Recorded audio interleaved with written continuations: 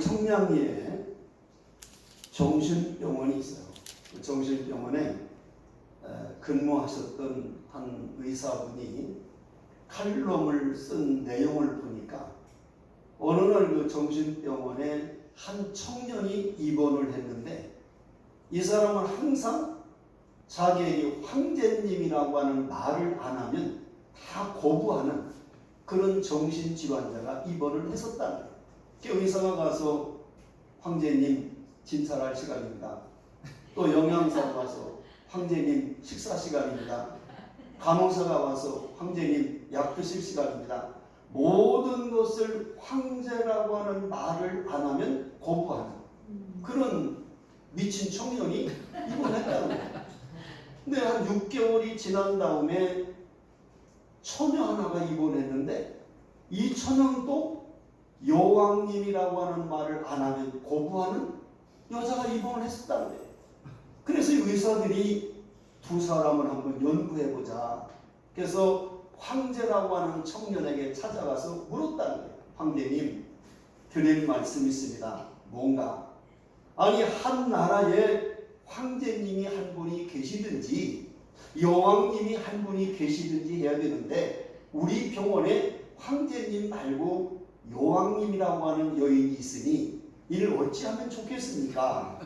그랬더니 이 황제라고 하는 청년이 얼굴색이 싹 변하면서 한참 고민을 하더니 한참 후에 한다는 이야기가 왈 미친년 그러더라. 여왕이라고 하는 여인을 미친년이라고 하더라. 자기도 미쳐있으면서. 오늘 이 이야기는 그냥 웃고 넘겨야 될 하나의 이야기지만 우리에게 시사하는 바가 굉장히 크다는 거예요. 한마디로 내가 누구인가를 알지 못하는 자기의 정체성을 모르고 살아가는 현대인들의 모습을 지적해 주는 이야기가 아닌가 그런 생각을 가졌어요. 근데 우리가 중요한 것은 개인도 중요하지만 교회라고 하는 것이 과연 교회가 뭐냐, 우리 교회가 어떤 교회로 존재해야 되느냐라고 하는 교회의 정체성도 대단히 중요하다는 거예요. 그렇기 때문에 과거에 어떤 교회였는가 굉장히 중요해요. 그러나 더 중요한 것은 오늘 우리 교회가 어떤 교회인가, 더더욱 중요한 것은 앞으로 우리 교회가 어떤 교회가 될 것인가 라고 하는 것은 굉장히 중요하다는 거예요.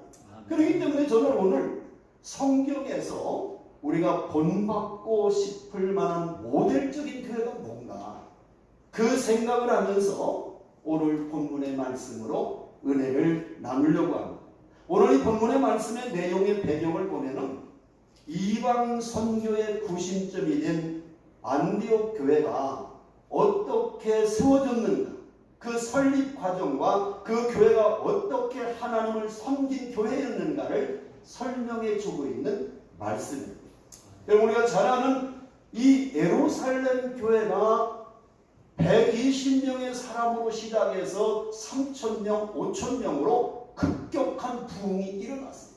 그런데 이 예루살렘 교회가 그 교회 안에서만 모든 사람들이 집중하고 있을 때 하나님은 스데반 집사님의 순교 이후에 엄청난 박해를 가함으로 해서 이 예루살렘 교회 성도들이 이방으로 복음을 전하도록 만드셨다는 거예요. 그때에 우리가 잘 아는 빌립 집사는 사마리아 여러 성으로 다니며 전도했고 다른 성도들도 지중해 해안선을 따라 북상하면서 베네게와 구브로 지역에 복음을 전하게 됐습니다. 그 가운데에 구브로와 구레네 사람 몇 사람이 이방 땅인 안디옥에 이르러서 헬라인들에게 복음을 전하여 이방 땅에 최초로 세워진 교회가 안디옥 교회라고 하는 교회. 그러나 이 안디옥 교회의 특징을 보면 이 안디옥 교회가 어떻게 세워졌느냐?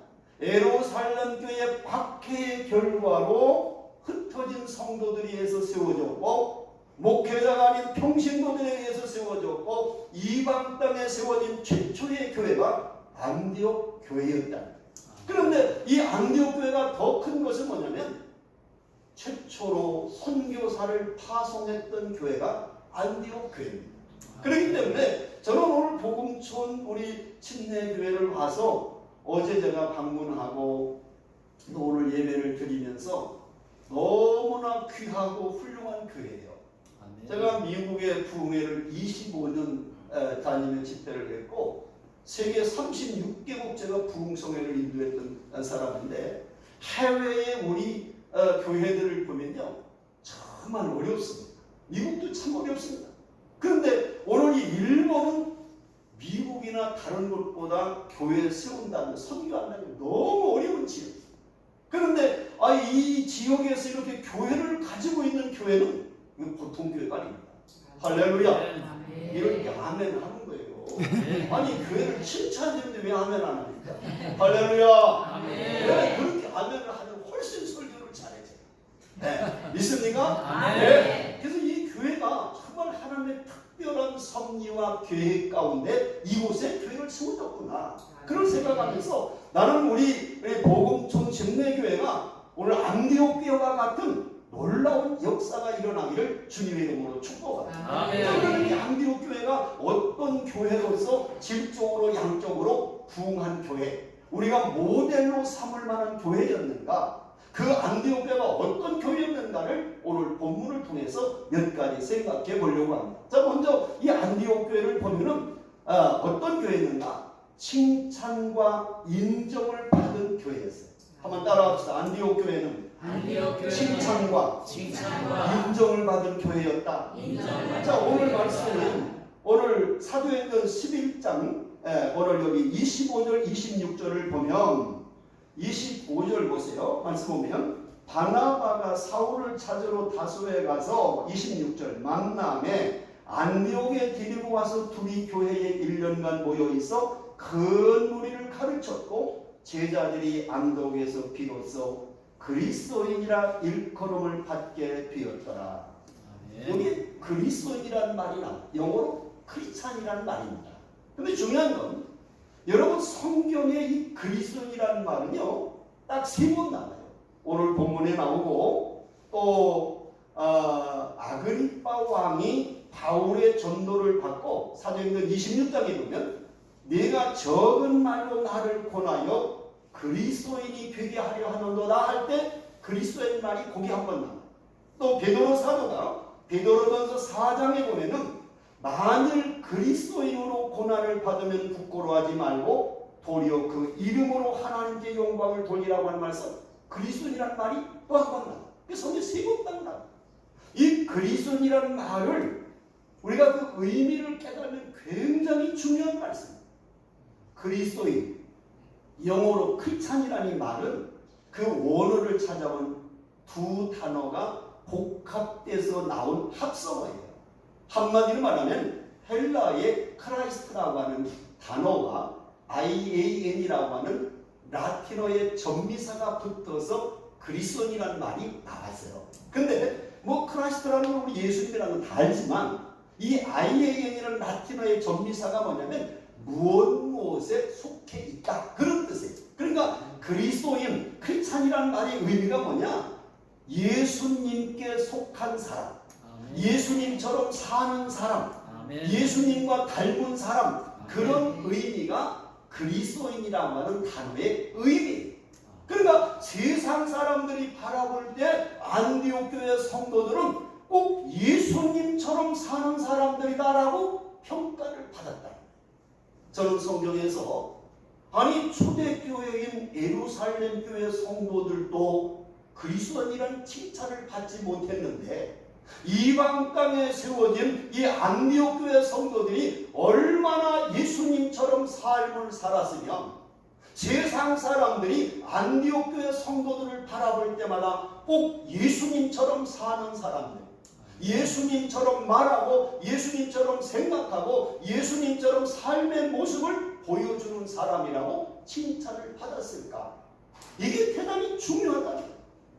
여러분 그리스도인이라고 하는 것은 예수님을 위해서 어떤 고난도 받을 수 있는 사람, 또 주님을 위해서 복음을 세상에 전하는 사람. 사도행전 20장 24절에 보면은 성경에 이렇게 되어 바울이 고백합니다. 내가 달려갈 길과 주 예수께 받은 사명, 곧 하나님의 은혜의 복음을 증언한 일을 마치려 하면은 나의 생명조차 조금 더 귀한 것으로 여기지 아니하노라. 예수의 복음을 위해서라면 기꺼이 생명도 내놓겠다고 하는, 그게 바로 그리스도인의 모습입니다. 또한 계속해서 성경에 보면은 그리스도인이라고 하는 것은 예수님을 닮은 사람을 말하는 것입니다. 갈라디아서 6장 17절에 보면 바울은 이렇게 말합니다. 이후로는 누구든지 나를 괴롭게 하지 말라. 내 몸에 예수의 흔적을 지니고 있다. 예수님 때문에 매 맞고, 예수님 때문에 감옥 가고, 예수님 때문에 수없이 죽을 고비를 넘겼던, 내가 주님을 위해서, 정말 주님을 닮아가기 위해서 내 삶을 드렸던, 그게 바로 그리스도인이라고 하는 의미랍니다. 유명한 독일의 수도사요 영성 작가인 토마스 아켄피스라고 하는 사람은 그리스도인을 어떻게 정의했냐? 그리스도의 모방이라고 했어요. 예수님을 닮은 사람, 예수님처럼 말하고, 예수님처럼 섬기고, 예수님처럼 살아가는 사람들.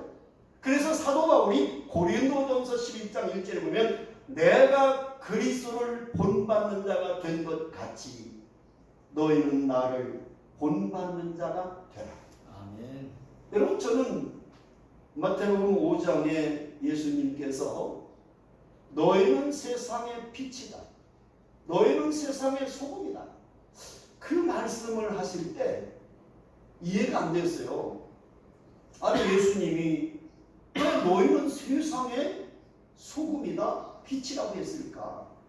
근데 그 후에 성령님께서 감동해 주셔서 깨닫게 해주시는데, 왜 우리가 세상의 소금, 교회의 소금, 가정의 소금이라고 아니고 세상의 소금이라고 했을까?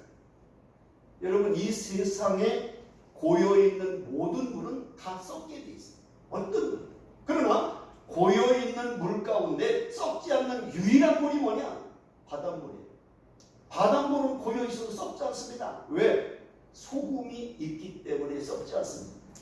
바닷물에 이 염분의 농도가 얼마가 되는 줄 아십니까?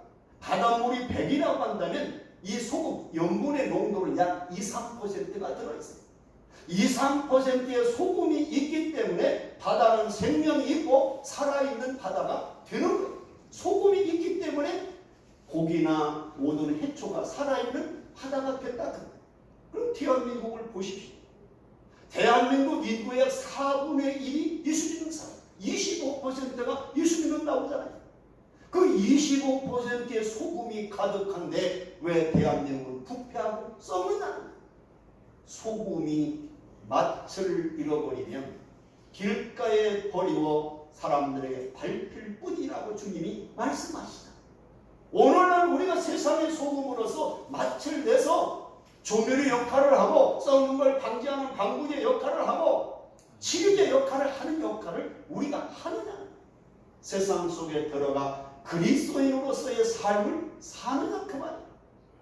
교회 와서는 거룩하고, 교회 와서는 은혜가 넘치고, 교회 와서는 사랑이 충만한데, 내가 직장에 가고 세상에 나가서 많은 세상 속의 사람들에게 내가 그리스도의 영향력을 줄 수 있는 그런 삶을 내가 살고 있느냐? 오늘 안디옥 교회 성도들은 세상에 나가서 예수님처럼 살았기 때문에 세상 사람들이 안디옥 교회 성도들을 바라볼 때 저들은 꼭 예수님처럼 사는 사람이라고 하는 그리스도인이라는 칭찬을 처음 받았다는 사실, 우리 복음촌 교회가 그런 성도들이 되기를 주의 이름으로 축원합니다. 아멘. 두 번째로 이 안디옥 교회를 보니까 어떤 교회인가? 구제의 모범을 실천한 교회.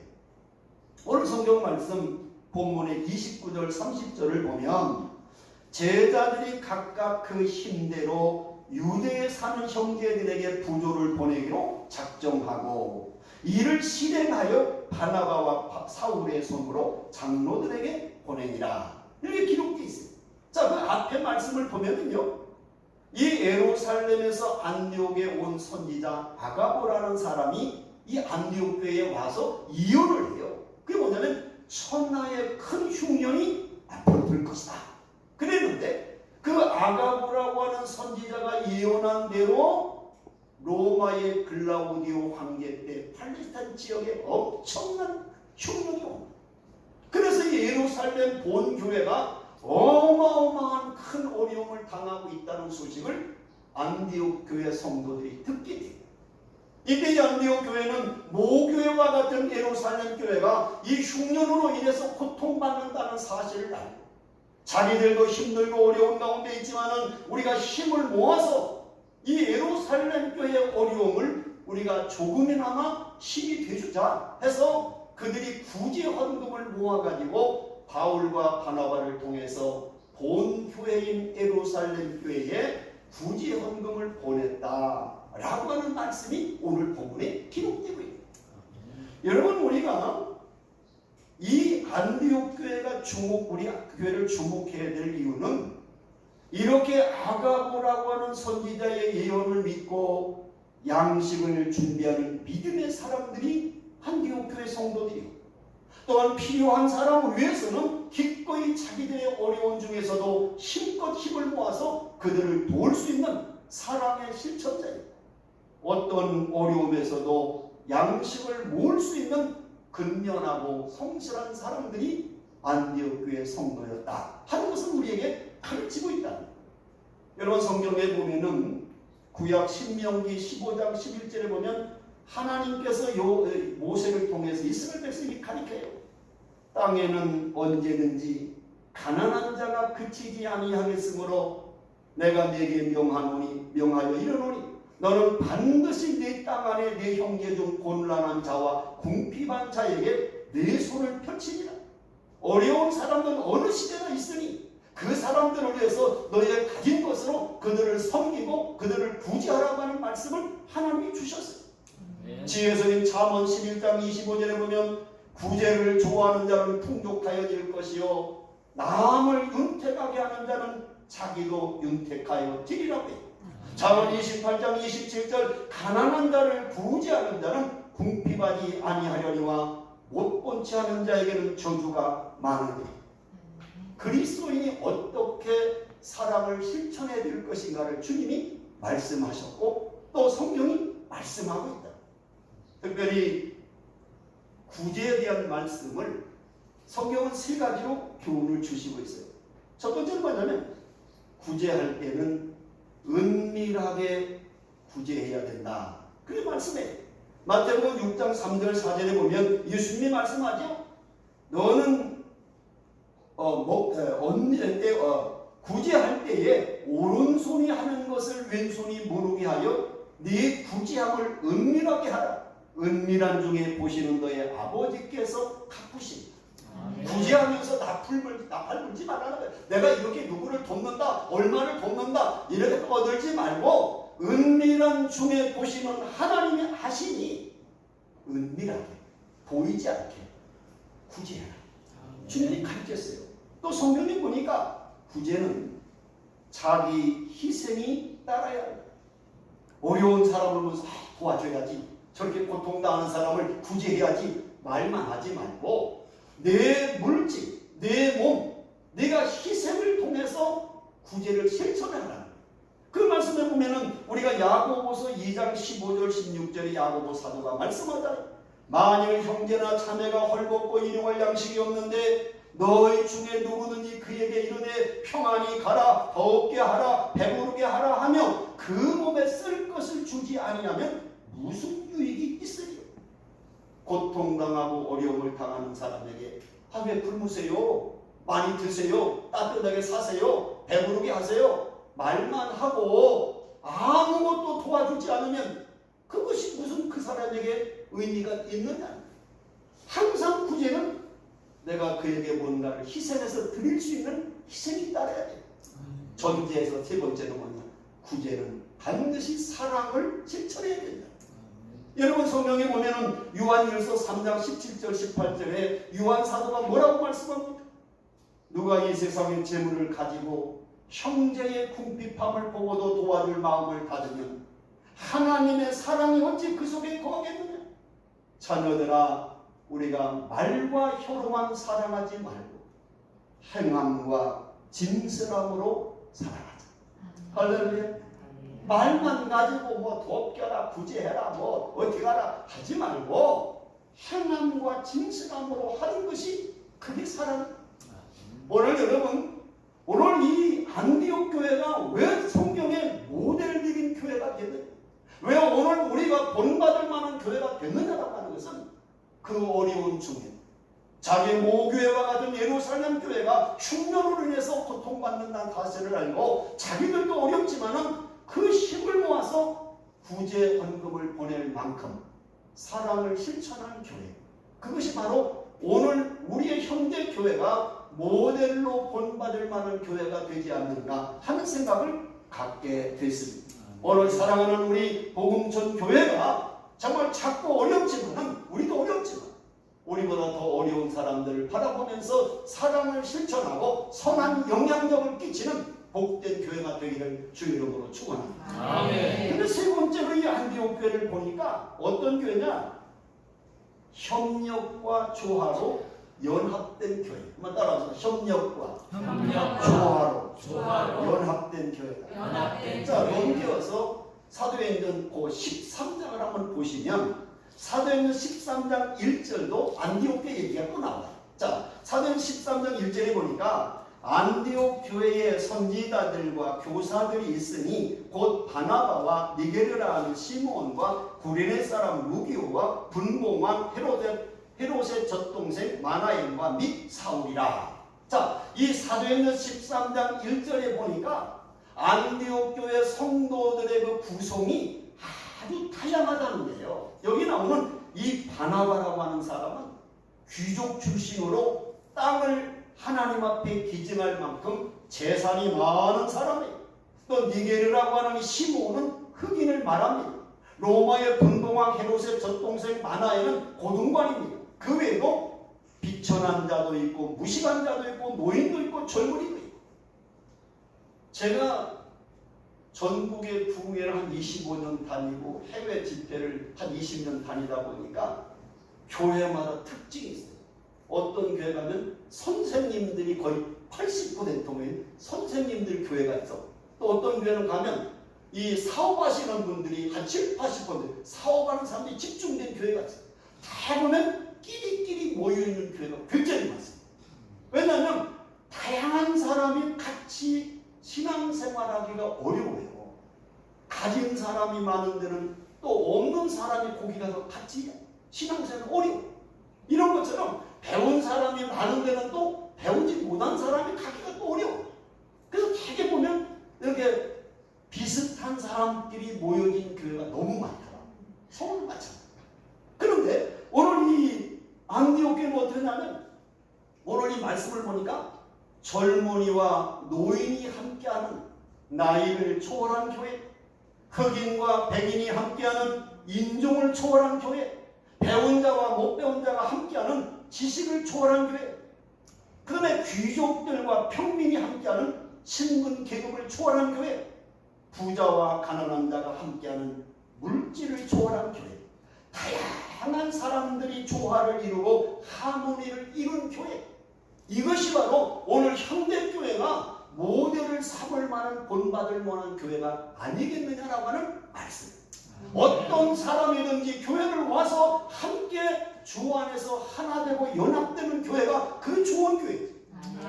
여기는 가난한 사람은 못 가는 교회야. 여기는 못 배운 사람은 못 가는 교회야. 이런 교회는 하나님이 기뻐하는 교회가 될 수가 없지 않습니까? 어떤 분은 그래요. 나는 우리 교회에 뭐 없어도 별 의미가 없는 그런 교회다. 나는 이게 있으나 마나 교회 사람 아닌가요? 이런 얘기를 해요. 절대 그렇지 않습니다. 여러분이 복음촌 교회의 성도로 이곳에 나온다는 것은 이 교회에 꼭 필요하기 때문에 하나님 보내십니다. 절대로 여러분이 이곳에 와서 나는 아무 가치도 의미도 없는 존재라고 하는 것은 그건 잘못됐어요. 그건 마귀가 주는 생각. 하나님이 이 교회에 여러분이 꼭 필요하기 때문에 여기 보내십니다. 제가 예화를 하나 들어볼게 보세요. 이솝의 우화를 여러분이 아실 거예요. 특별히 토끼와 거북이의 경주하는 얘기. 우화라고 하는 것은 교훈을 위해서 만든 이야기를 말하는 거예요. 근데 이솝 우화가 너무 유명하잖아요.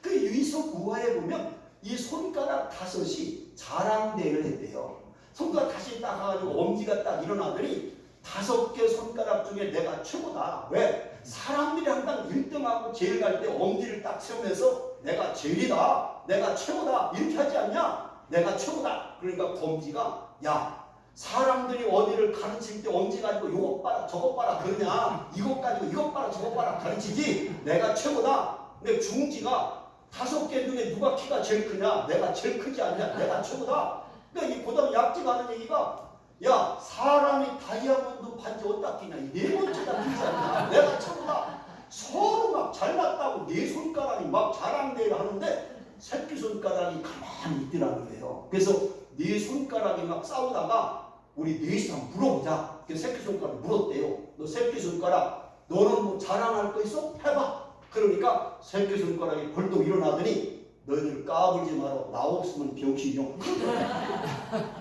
이것도 없으면요 못 써요. 잡기도 뭐다 불편한데 이 새끼손가락이 아무것도 필요가 없는 것 같지만 이게 없으면 안 된다는 말이에요. 살아간대.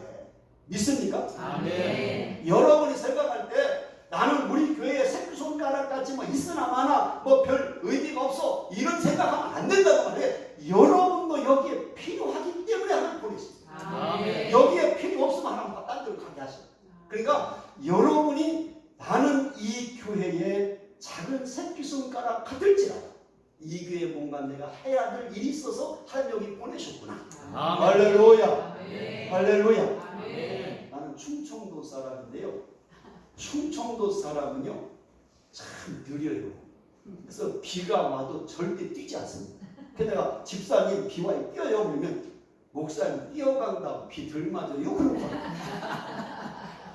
아무리 재미난 얘기를 해도 안 웃어요. 충청도 사람은 가만히 있다가 집에 가서 잠자면서 피식피식 웃어. 그럼 나한테 왜 웃어? 아까 강사 목사님이 재미난 얘기 느려 이렇게 느려 터져가지고 너무 힘들어.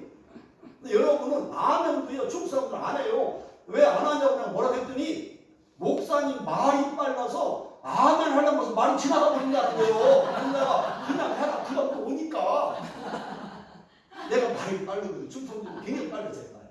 예, 다른 사람은 1시간 설거든 2시간, 1시간 해버리니까. 예, 그래서 아멘도 그냥 빨리빨리. 제가 대전 사람인데 경상도 가서 24년 목회하고 이제 은퇴하고 대전으로 다시 와서 이사 왔어요. 왔는데 경상도 가니까 그 경상도 사람들 그러더라고. 목사님 충청도 진짜 맞아요. 그러니까 성격이나 모든 게 그냥 경상도 사람 딱 맞는다는. 그 하나님이 그냥 글 보내신 것 같아. 참 이슬람보다도 전도하기 어려운 경주 땅에 보내서 불교 천년 중심 교회가 200개 있어요. 경주시 전체 초교파들 200개가 있는데 교회 절이 260개가 있어요. 그러니까 교회보다 절이 많은 곳은 대한민국에 유일하게 경주밖에 없어요.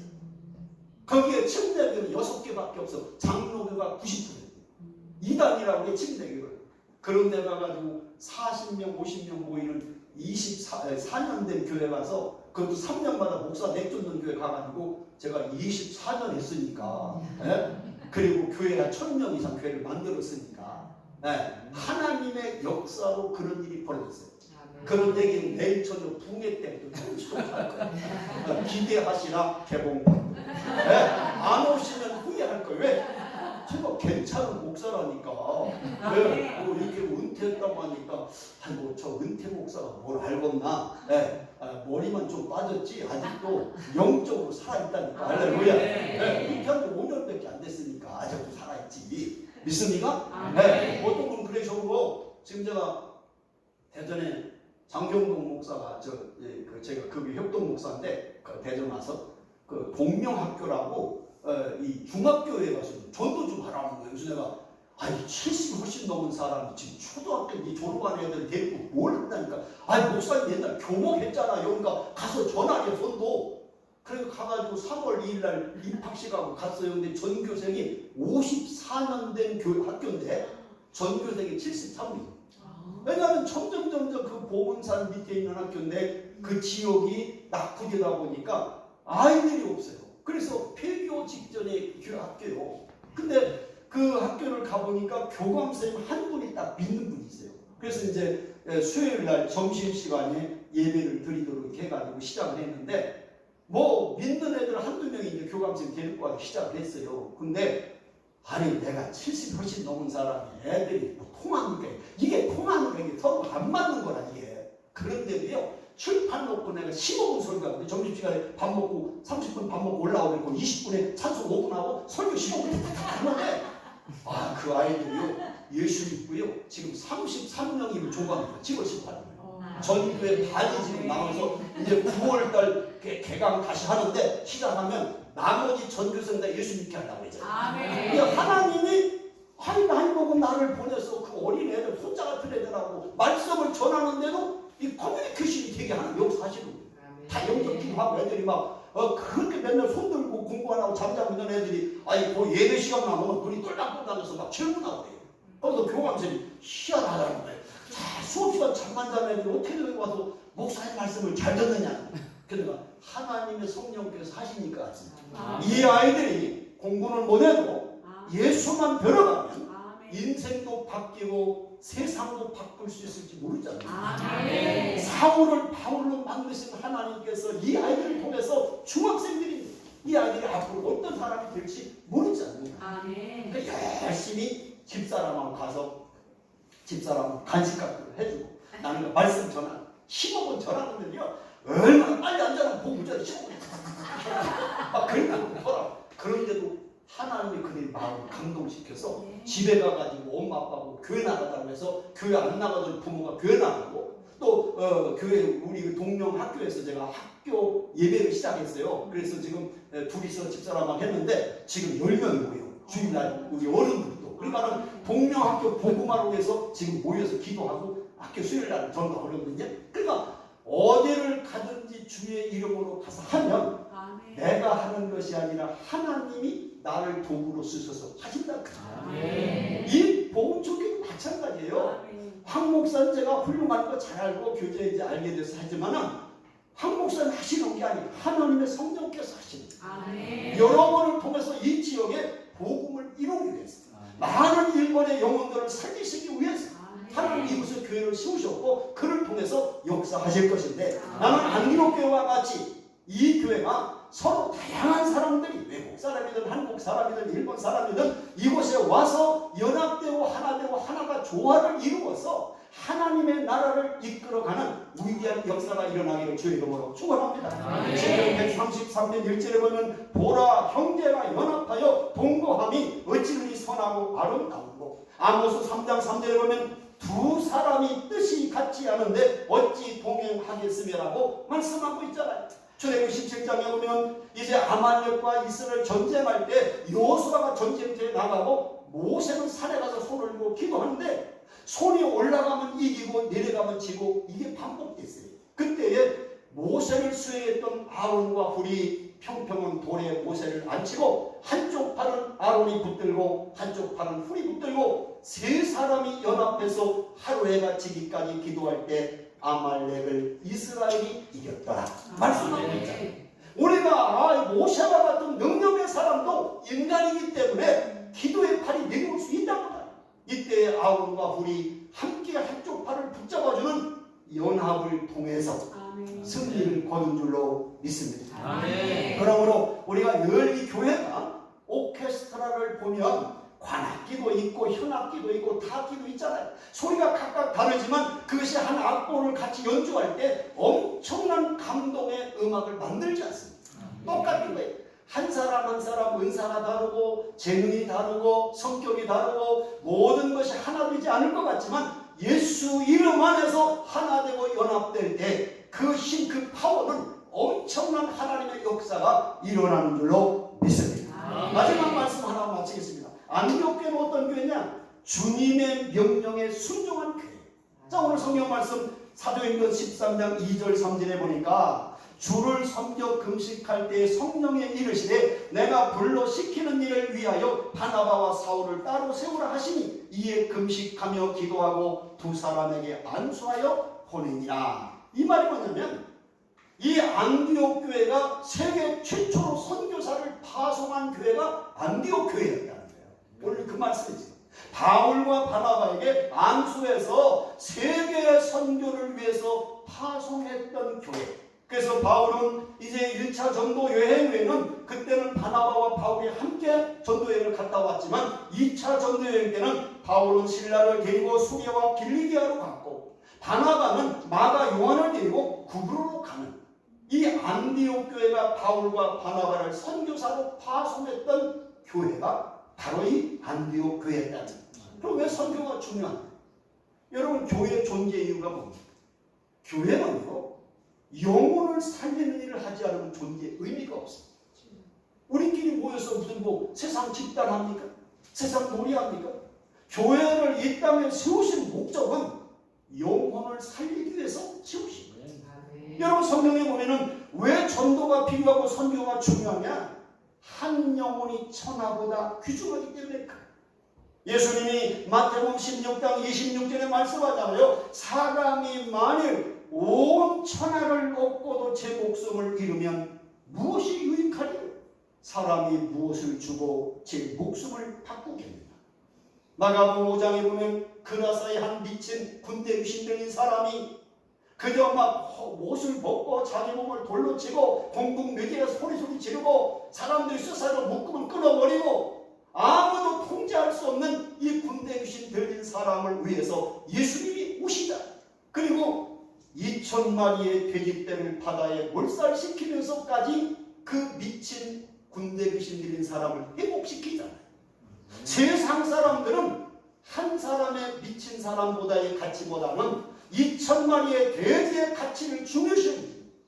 주님의 가치는 2,000마리의 돼지보다 한 사람의 미친 영혼이 더 소중하다라고 하는 것을 가르치고 있잖아요. 오늘 우리 교회가 이와 같이 주님의 마음과 주님의 심정을 가지고 잃어버린 영혼을 찾겠다라고 하는 간절한 마음이 여러분 교회와 여러분 성도들에게 임하기를 주님의 이름으로 축복합니다. 또 성경에 보면은 인간에게는 최후의 심판이 있지 않습니까? 히브리서 9장 27절 한 번 죽는 것은 사람에게 정하신 것이요 그 후에는 심판이 있습니다. 내가 이 땅을 떠날 때 하나님 앞에서 믿는 자와 믿지 않는 자와 알곡과 쭉정이 양과 염소를 구분하는 때가 오기 때문에 그때 하나님 앞에 영원한 생명을 얻기 위해서라면 영혼에게 복음을 전하는 일을 교회가 해야 될 줄로 믿습니다. 아멘. 그리고 우리에게는 영적인 파수꾼의 사명을 주셨다고 성경이 가르치잖아요. 에스겔서 3장과 33장에 보면 우리를 파수꾼으로 세우셨다는 파수꾼이 뭐예요? 경비병 아니에요. 적이 오면 일어나라. 적이 왔다고 깨우는 사람은 나팔을 부는 사람은 우리가 하나님의 심판이 하나님의 재림이 임박했다는 사실을 모든 세상의 징조를 통해서 이미 주님이 말씀하신 내용대로 되어가고 있잖아요. 이런 걸 바라보면서 주님이 이 땅에 심판주로 오실 때가 가까워 오신다. 아직도 잃어버린 영이 세상에 얽매여 살아가는 사람들에게 복음을 전해서 나팔을 불어서 주님께 돌아오라고 예수를 믿으라고 외쳐야 될 사명을 우리에게 주셨다는 거죠. 믿습니다. 아멘. 해방이 되고 나서 1946년 강원도 산골에 한 가정이 있었어요. 근데 이 가정의 남편은 멀리 떨어져 있는 곳에서 면석이를 해서 떨어져 살고 있었어요, 부부가. 근데 이 아내가 아이를 낳으면 딸, 아이를 낳으면 딸을 7명을 내리다 7공주 딸 따랐어요. 근데 이 친정 어머니가 와서 이제 딸의 해산을 도와주는 일을 하는데 이제 그 사위에게 애 낳았다는 얘기를 옛날에는 전화도 없고 전보를 쳤어요. 옛날에 해방 이후니까 산골이 전보를 치는데 딸 낳았다 소리 하기가 미안하니까 꼭 전보를 뭐라고 쳤냐면 등남금내 아들 낳았으니 빨리 오시오 하고 이 사위에게 전보를 치면 사위가 이제 아들 낳은 줄 알고 뛰어보면 딸, 뛰어보면 딸 장모님한테 7번을 속은 거예요. 근데 8번째 진짜 아들을 낳았어. 딸 하다가 아들 낳았다고 8번째. 그러니까 이 장모님이 너무 좋아가지고 빨리 사위에게 전도를 아들 낳았다고 치야 되겠는데 7번을 거짓말했으니 등남 금남 나물 것 같다는 거예요. 그래서 뭐라고 정보를 쳐야 사위가 아들 낳은 걸 확실히 알까? 그래가지고 생각하다 하니까 시골에 똑똑한 분이 없더래요. 교회 목사님이 제일 똑똑할 것 같더래. 시골 교회 목사 찾아갈 때. 그래서 자초지종에 때 우리 딸이 7명 딸을 낳았는데 내가 거짓말로 사위에게 아들 낳았으니 빨리 오라고 정보를 쳐서 7번 속였는데 8번째 진짜 아들을 낳습니다. 그러니 이제 이 전모 문구를 아들을 확실히 낳았다는 얘기를 10자 이내, 10자 너무 비싸니까 10자 이내로 만들어주세요. 아니 목사님이 큰일 났더라고요. 어떻게 10자 이내로 아들 낳았다는 사실을 확실하게 전해주나? 그 다음 곰곰이 생각하는데 하나님 지혜를 주시는데 요한복음 1장에 보면 빌립이 나다나엘을 전도할 때 내가 메시아를 만났다 그러니까 나다나엘이 무슨 나사렛 같은 시골에서 왕이 나냐 안 믿으니까 이 빌립이 뭐라고 했냐면 카멘드시 와봐라 진짜다 진짜 메시아다 그 말이 딱 생각하는데 그래서 문구를 6자로 전도 문구를 만들어줬대면 와 보라 고추다 분명히 고추다 이럴 때 안 오는 사람 이상한다. 할렐루야. 그래서 사위가 와서 아들을 만났다잖아. 나가 전도할 때 예수님 잘 전하지 못하겠으면 오늘 빌립이 나다나엘을 전도한 것처럼 와봐라 우리 교회를 와봐라 여기 오면 복음을 듣는다 예수를 만날 수 있다. 할렐루야. 그렇게라도 전도해서 하나님의 놀라운 역사를 이루어가는 우리 복음천 교회가 되기를 주의 이름으로 축원합니다. 성도 하나 또 마칩시다. 그러면 사도행 11장 오늘 본문 보세요. 21절. 이렇게 안디옥 교회가 되니까 어떤 교회가 됐나? 다 같이 시작. 주의 손이 그들과 함께 하심에 수많은 사람들이 믿고 주께 돌아오더라. 이게 결론. 안디옥 교회가 그리스도인이란 칭찬과 인정을 받고 구제의 모범을 실천하고 협력과 조화로 연합되고 주님의 명령에 순종해서 복음을 전하니까 하나님이 안디옥 교회를 어떻게 했느냐? 주의 손이 그들과 함께 하심에 수많은 사람들이 믿고 주께 돌아오다. 결론은 부흥은 하나님이 하게 하십니다. 우리 복음천 교회가 오늘 안디옥 교회와 같이 향한다고 한다는 동일한 하나님의 역사는 이 교회도 수많은 사람들이 구름대같이 몰려오는 역사가 일어날 줄로 믿습니다. 아멘.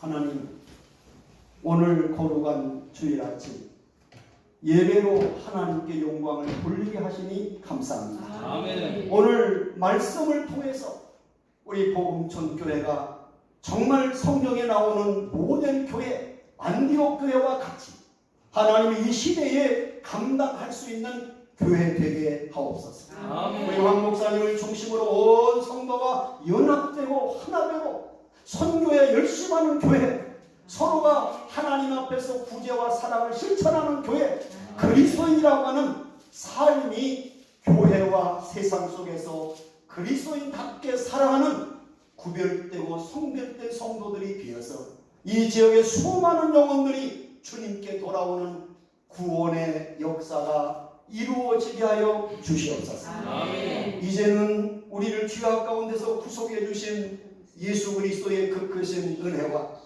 하나밖에 없는 독생자까지 아낌없이 내어주신 하나님 아버지의 극진하신 사랑하심과 성령님의 내리 역사 충만 교통하심이 우리 교회 성도들 머리 위에와 저들의 가정과 직장과 기업 위에와 이 나라 이 민족 일본 땅 위에도 영원토록 함께 하시기를 간절히 축원하옵나이다. 아멘.